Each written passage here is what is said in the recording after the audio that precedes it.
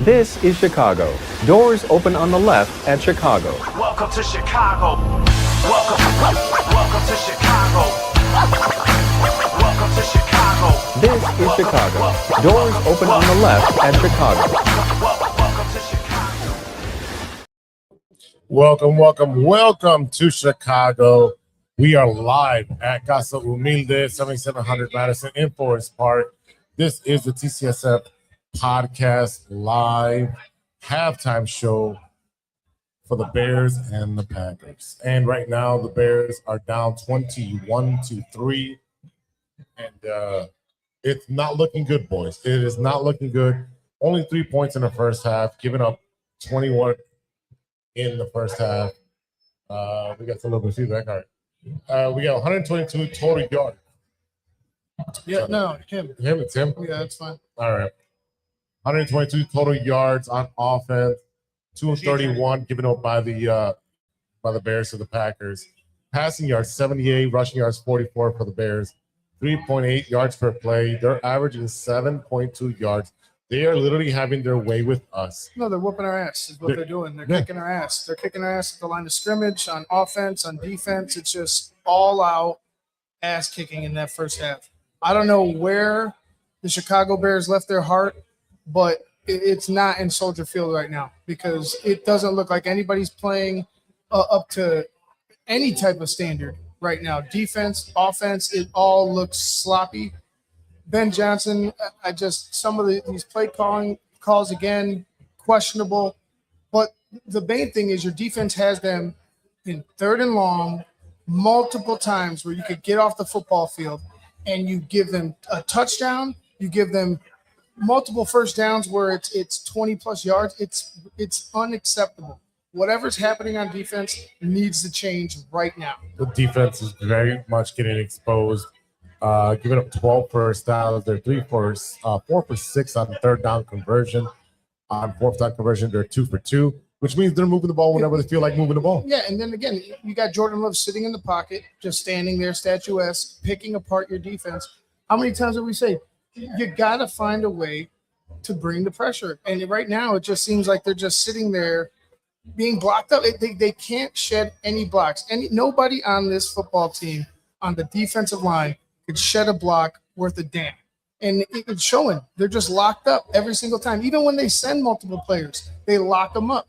It's not up to par. The talent isn't up to par. Their play isn't up to par on defense. And on offense is the same situation. We're looking at time possession. It's deadlock even. They're about 30 seconds apart, JC. What can he do in the second half to fix all this? Run the ball. I mean, we're literally sitting here watching, the play calling is one thing, right? But constant 4th and 4, 4th and 3, 4th and 2, and we're going for it. And we've talked about this. We not only is it time of possession, but it's also where the Packers start on the field. Like, that matters. We were upset about the interception, but let's be honest, the Green Bay Packers fucked up on that play. They did. By intercepting the ball. Had they just knocked it down, they would have got the ball 30 yards further towards their goal. I don't think it made a difference because they scored anyways. Exactly. It didn't really make a difference at that point. But your right. point is correct.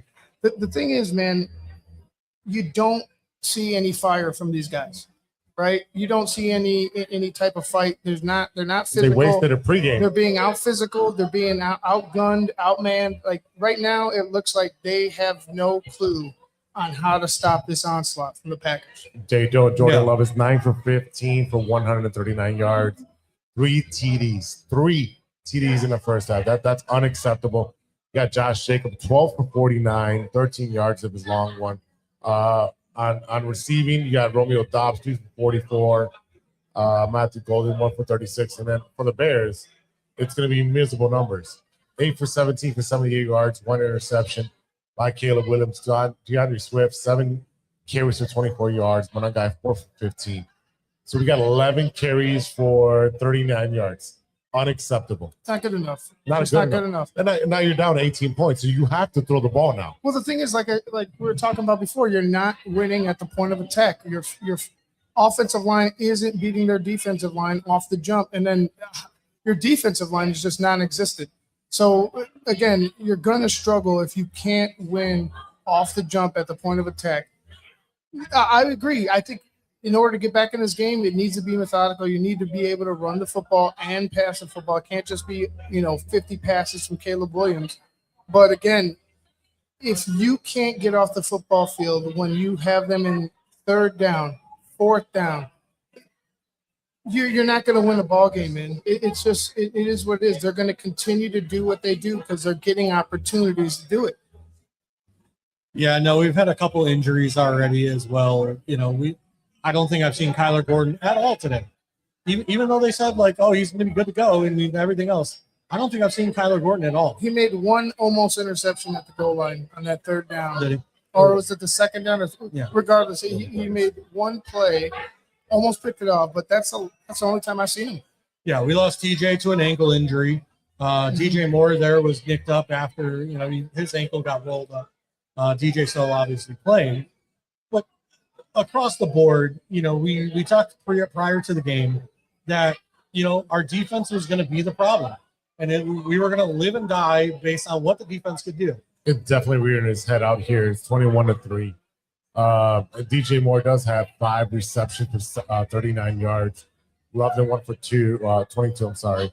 Burden 2 for 17. And I bring up Burden because that post play where Caleb is directing him to the other side of the field, and then he follows the tight end to the other side again, and then doesn't know the play. You call timeout. Like either Ben Johnson or Caleb Williams has to call timeout. You have a player on the football field that doesn't know what's going on. It obviously it could break everything, and it did. It could break the entire play, and it did. Because one guy doesn't know his assignment. That's what happens. That's what happens when you're not prepared. Where are our tight ends? Where's Cole Kmet? Where's Loveland? Where's the use of the tight ends to accompany the run? Where's that happening? I don't know. I just feel like they're not able to do anything if you don't get any push, right? It doesn't matter what group, the receivers, the tight ends, the running back, if the offensive line doesn't get a push, they're not going to do anything. They're not going to do much. Caleb's going to struggle because he's going to have pressure. He's going to have to roll out. And you've seen every time he's rolled out, he hasn't had an open guy for the most part. Like they seem to have the play calling sewn up a bit, for the most part in that first half. But Caleb has to know that situation. He has to understand, hey, this guy doesn't know where he's at.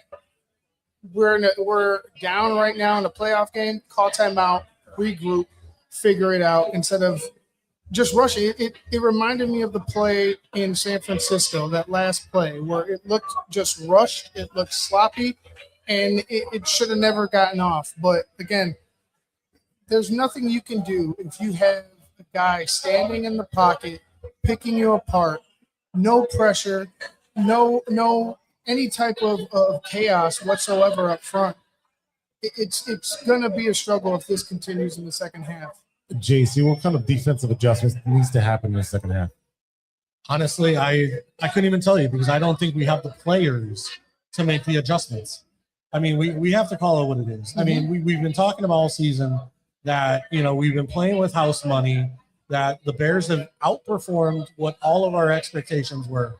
But now with TJ Edmonds out, with the defensive line just getting gashed, with Ray McLeod out there just giving up wide open touchdowns, it's going to be hard. I mean, and listen, Dennis Allen, I got to put this on him too.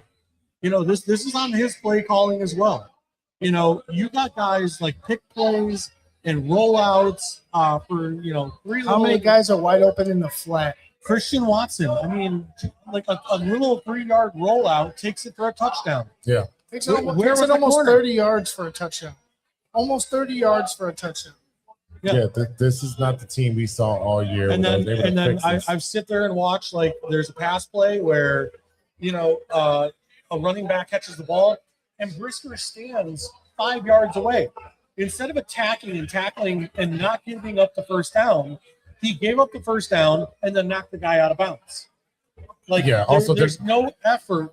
The point of attack also they're not going straight to the player. They're going to an, and I get it. You try to get to an angle, but at the same time, we got to limit these guys to small yards, and they're not doing that. We're getting big yards after big yards after big yards on running plays, on passing plays. It looks like they do whatever they want. When they can be open whenever they want. It's If you allow a receiver to run for 5, 6, 7 seconds down the field while your quarterback has no pressure, Jalen Johnson is getting they will get juked open. left and right. They will get open. If you have if you don't move him off his mark, he could literally stand in one spot and throw it to whoever he wants. You just got to generate pressure, man. I don't know where they're going to find it in the second half. I don't know, but Tyreek Stevenson did use his helmet accidentally caused that fumble. Way to use your head, Tyreek. Well, I wish the ball would have went out of bounds. Yeah, it would have went out of bounds. It would have been great, but again, I mean, the only guy that I could talk about on the defense right now is Austin Booker. yes, He's giving that first. He's been a He is dog. the only guy on the defense right now. that- But it's just not enough. Again, it's just not enough. it's definitely not enough. We need Austin Booker to be kind of a accessory to the rest of the guys on the defensive line to get to pressure. Montez Sweat and everybody else needs to step up their game. Again, we are live at Casa Humilde. It is a jam-packed house. Standing room only. Look at them. Yeah, there you go. It is standing room only all the way to the back. There we go. There we go. We got some fans over there. And, the Bears need to definitely take care of business in the second half. Packers get the ball back to start off, but we need to shut them down and get some points on the board, not wait till the fourth quarter. Caleb, put your cape on, and let's go. We'll be back with a post-game show here live from Casa Humilde. We'll be back and bear down, baby. Bear down. Figure it out.